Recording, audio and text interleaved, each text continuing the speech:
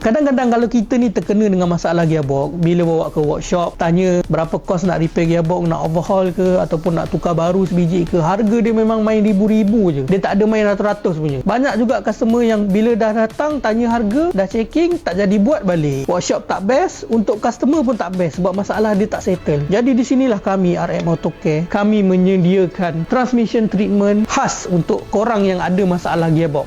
Jadi kalau kata kereta korang tu menyentap, gear tu rasa macam tak lancar, gearbox korang tu dah rasa macam tak ada power, korang boleh cuba transmission treatment daripada RM Autocare ni. Kalau kata dah ada masalah-masalah yang macam ni, korang guna 2 botol terus untuk rawatan. Tapi kalau kata korang ni jenis saya nak berjaga-jaga, boleh tak? Boleh je. Boleh pakai juga RM Autocare ni, letak sebotol sahaja untuk penjagaan. Jadi korang yang menonton video ni, kalaulah kata kereta korang tu mungkin dah ada masalah gearbox, dah ada rasa simptom-simptom yang aku sebutkan tadi, korang boleh terus dapatkan RM Autocare transmission treatment di seluruh workshop-workshop terpilih di Malaysia.